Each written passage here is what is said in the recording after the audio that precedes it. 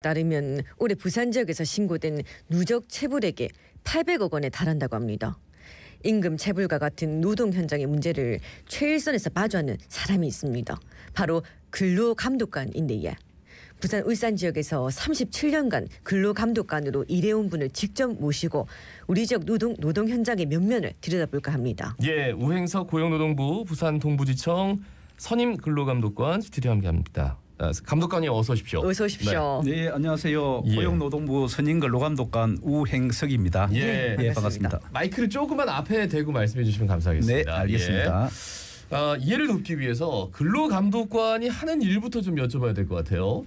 예, 근로감독관은 고용노동부 공무원으로 근로기준법, 최저임금법, 산업안전보건법 등 노동관계법령을 위반한 경우 사법경찰관의 직무를 수행을 합니다.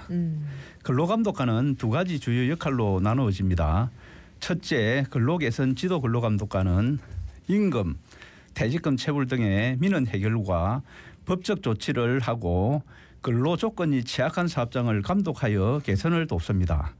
또한 노동조합이 있는 사업장에 임금과 단체 교섭을 지도하여 노사관계를 안정시키는 업무를 수행합니다. 예. 둘째, 산재 예방지도 근로감독관은 산업재해를 조사하고 법적 조치를 취하며 재해 발생 우려가 있는 사업장을 감독하여 사고를 예방하고 개선 지도하는 업무를 수행을 합니다. 예, 근로 개선 지도 근로 감독관 그리고 산재 예방 지도 근로 감독관 이래 두 가지 역할로 나뉜다라고 말씀하셨는데 그간 무수한 이 노동 현장을 직접 마주해 오셨을 것 같습니다.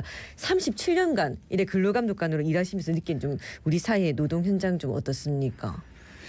예, 제가 37년 동안 근로감독관으로 일을 하면서 느낀 점은 노동 현장의 문제는 단순히 사업장의 갱년 여건이나 노동 환경에만 국한되지는 않다는 것입니다. 예. 노사 간의 상호 이해와 배려가 무엇보다 중요합니다. 노동 민원 사건의 대부분은 임금 문제와 관련이 있고 이는 민법과 노동법이 복잡하게 얽혀 있는 경우가 또 있습니다. 이런 사건을 해결할 때는 그 배경을 충분히 이해하는 것이 중요합니다. 일부 사업주들은 노동자의 그 가시를 이유로 체불된 임금이나 금품을 지급하지 않으려는 경우도 있습니다. 그렇다고 해서 노동법이 적용이 면제되거나 제외되지는 않습니다. 우리나라처럼 고소고발이 빈번한 환경에서는 노동자와 사업주가 서로의 입장을 존중하고 이해를 한다면은 불필요한 분쟁을 줄이고 더 행복하고 건강한 일터를 만들 수 있을 것입니다. 임금을 체불해놓고 저 사람 옛날에 무슨 실수해가지고 회사에 피해가 이렇게 있었다 뭐 이러면서 호소하는 분들을 좀 만나서 이런 말씀을 해주시는 것 같은데 근로감독관의 직무가 사명감이나 자긍심이 없으면 할 수 없다. 뭐 물론 다 그렇겠지만 감독관님은 어떻습니까? 예, 근로감독관으로 저는 일을 하면서 느낀 점 중에 하나가 임금이나 퇴직금 체불 등과 같은 관련된 민원을 처리하면서 악성 민원에 시달리는 일을 많이 봤습니다. 민원 처리 과정에서 사실관계를 또 명확하게 밝히기 어려운 경우가 많은데 그럴 때 사건 당사자들이 자신에게 유리한 쪽에만 주장하려는 경우가 많아집니다. 이런 상황은 근로감독관에게 심리적으로 압박을 주고 스트레스와 업무 부담이 쌓이다 보면은 때로는 심각한 정신적 고통으로 이어지기도 합니다. 안타깝게도 이런 이유로 극단적인 선택을 한 동료 감독관들의 이야기를 들을 때마다 마음이 무거워집니다. 제가 후배들에게 사명감과 자긍심이 중요하다고 이야기는 했지만은 그게 전부는 아닙니다. 근로감독관의 역할이 아무리 중요하더라도 제도적으로 뒷받침되지 않으면은 한계가 있다고 생각이 됩니다. 그래서 현재 노동법 체계에서는 임금 체불에 대한 처벌과 민사적인 권리 구제가 제도가 마련되어 있지만은 현실적으로는 체불 문제를 완전히 해소하기에는 부족한 점이 많습니다. 그래서 저는 노동법원의 설립이 꼭 필요하다고 강조하고 있습니다. 강조합니다. 근로감독관 한 사람의 노력만으로는 한계가 있습니다.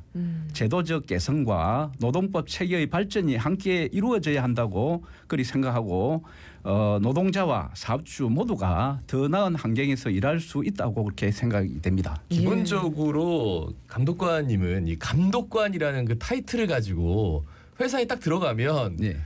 일단 환영하는 분위기 절대 아닐 것 같아서 그죠. 그리고 민원도 많고 그러다 보니까 이제 언성도 높아질 것 같고 아 그래 자긍심이 없으면 진짜 안 되겠구나라는 생각이 듭니다. 감정의 소모가 차오르 심할 것 같습니다. 근데 우리 또 과거로 돌아갔을 때 1998년 당시에 IMF 외환위기 여파로도 기업체가 줄도산하던 그런 시기였는데 이 당시 임금체불 문제 굉장히 심각했을 것 같습니다. 당시에 어땠습니까? 예, 그때 IMF 외환위기 당시를 떠올리면은 네네. 정말 힘들었던 기억이 많이 납니다. 노동부 공무원 인력이 그 국가 정책에 따라 가지고 또 동결된 상황에서 네네네. 임금 체불 민원은 2~3배 이렇게 늘었습니다. 실업급여와 한계기업 지원금 지급 업무도 폭증되었는데 뭐 네네. 이런 업무는 또 우리 근로감독관이 하는 것이 아니라 고용 지금 복지 플러스 센터 그 직원들이 그렇게 업무를 수행하는데 이런 업무도 폭증을 했고 그래서 야근하고 초과 근무가 일상이었습니다.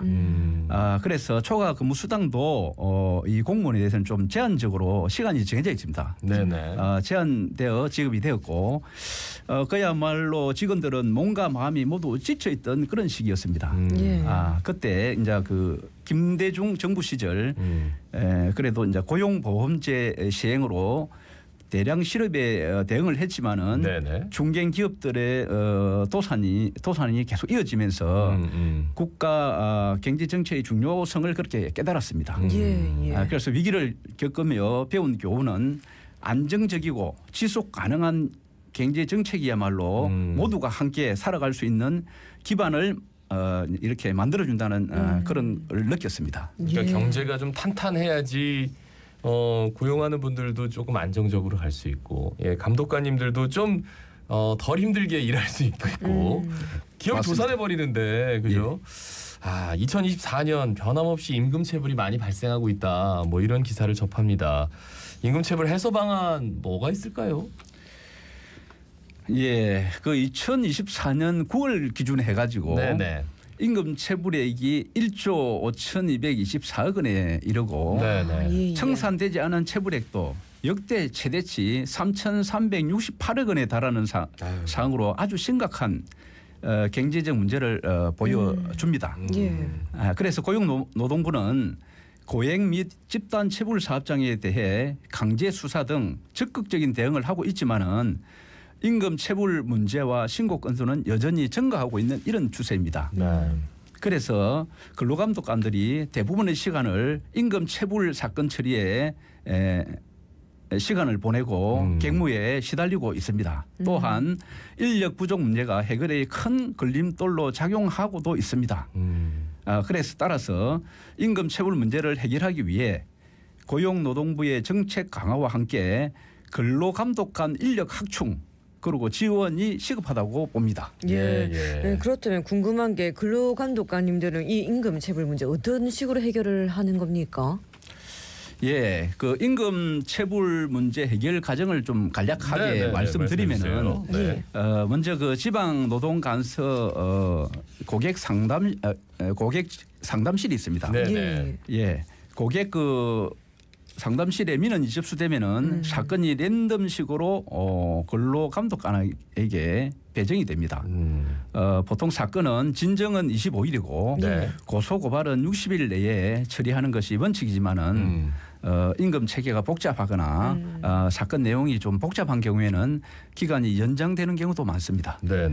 문제가 또 그렇게 이제 임금 체불이라든지 사건이 해결되면은 이제 행정적으로 종결을 하지만은 또 종결 안 되는 경우도 있습니다. 있습니다. 그래서 민원 이거는 반의사 불법제이기 때문에 민원인이 처벌을 원하지 않거나 취하를 하면은 종결할 수 있지만은 처벌을 원하면은 곧바로 수사에 착수하고 수사한 후에 검찰로 사건을 송치를 합니다. 그리고 근로자에 대해서는 민사적 권리구제를 위해서 민원인의 신청에 의해서 체불 임금 확인서를 발급해주고 그 민원인은 대한법률구조공단에 가서 무료 법률 구조 지원을 받을 수가 있습니다. 예, 보통은 이제 반의사 불벌죄니까 이 정도 고소고발하고 막 하다 보면 이제 합의를 해야 되니까 체불임금을 주는 편이겠네요, 그죠? 그런데 이제 검찰에 가가지고도 안 주는 분들도 계실 테고, 그죠? 예. 거기 이제 임금 체불이 이제 그 뭐 지급을 그렇게 이제 지급을 하지 않는 경우에는 대부분 보면은 이제 네. 사업장 경영 여건이 경영 여건이 좋지 못한 경우에 대부분 이제 체불되는 경우가 많고 그리고 근로자가 좀 이렇게 불성실하게 근무를 했거나 그런 경우에는 사업주가 갈등으로 인해서 좀 그런 부분에 대해서 이제 노사 좀 갈등이 있으니까 지급을 하지 않으려고 하고 그렇게 해서 또 이제 그 뭐 사업주는 사업주 이제 근로자가 이제 일하면서 손해 끼친 부분에 대해서는 손해배상을 청구하려고 하는 그런 과정에서 좀 갈등이 있습니다. 예. 이게 질문이 많은데 일단은 이 질문 그 지난 2007년에 백스코에서 2달 동안 개최했던 런던 카니발 이게 저 흥행이 실패하면서 임금체불 피해자가 많이 나왔고 그때 대부분의 피해자가 비정규직이었는데 이 사건 직접 담당하셔가지고 사건 처리했다고 들었습니다. 좀 과정을 맞습니다. 좀 설명해 주시죠. 네네. 그 당시 이제 2007년도죠. 예. 부산 동래 노동지청에서 근무할 때인데 그 해운대 그 백석호에서 런던 카니발 행사를 했습니다. 네네. 그때 이제 그 아르바이트생인 대학생들이 거의 대부분입니다. 한 200명 정도가 약 2억 원 정도 임금 체불이 이제 발생되었다는 그런 소식을 신문 기사를 통해서 이제 접했습니다. 네네. 그래서 이제 현장에 직접 나가 보니까 현장에 혼란스러워하고 학생들을 혼란스럽게 이렇게 이제 우왕좌왕 그렇게 이제 학생들이 있었습니다. 그래서 먼저 체불된 근로자들에게 근로자 대표를 구성하고 사업주와 체불 청산 대책 회의를 열도록 지도를 했습니다. 당시 그 체불임금 청산 가능 금액을 살펴보니까 영업이익금 약 7천만 원뿐이었고 2억 중에 7천만 원밖에 안 되네요. 네, 그렇습니다. 그 사업주는 또 외국인이어서 해외 도피 가능성이 있었습니다. 그래서 피해자들에게 그 체불 대책 회의에서 일단은 작성한 지불 각서에 따라 가지고 이행이 안 되면은 즉시 그 고소장을 제출하도록 했고 그리고 사업주는 고소장이 접수되고 나서 사업주에 대해서는 외국인이니까 출국 정지를 시켰고 신병을 그렇게 확보한 상태에서 수사를 진행할 수가 있었습니다. 그리고 사업주가 수사하는 과정에서 부가세 한급금 1억 원을 빼돌린다는 그런 정보를 우리가 입수를 했습니다. 그래서 피해자들에게 카드 매출액과 함께 이 금액을 채권으로 압류하도록 근로감독관이 도와주고 그렇게 해서 체불 임금을 청산을 했습니다. 그래서 이 사건은 우리 고용노동부 비정규직 근로자 권리 보호를 보호한 사례로 평가받아서 제가 또 그 수기 공모의 우수 사례로 선정되기도 했습니다. 그러면 체불 금액의 거의 대부분을 어쨌든 이제 돌려받게 된 거죠. 네, 참 어려운 상태였는데 그러니까 부가세 환급금이 있다는 걸 알고 그거를 이제 걸었군요. 네, 그거는 이제 그 수사하는 과정에서 정보를 입수해가지고 그렇게 근데 지금 시간이 너무 빨리 지나가지고요. 그 책 내셨다고요? 근로감독관이 들려주는 노동 이야기. 여기 저 앞으로의 계획 책 내신 이유 간단하게 엿듣고 마무리를 지어야 될 것 같습니다. 근로감독관이 들려주는 노동 이야기. 제가 이 책을 쓴 이유는 두 가지입니다. 첫 번째는 38년간 근로감독관 경험을 바탕으로 노동 현장에서 발생하는 다양한 노사 갈등과 민원 처리 과정을 후임 근로감독관들이 쉽게 이해를 하고 효율적으로 해결할 수 있도록 돕기 위해서 출간을 했고요. 두 번째는 노동 문제를 경험한 근로감독관의 시각에서 노동정책 발전 방향을 제시하고 있습니다. 네, 알겠습니다. 말씀을 더 듣고 싶은데 시간이 너무 빨리 지나갔어요.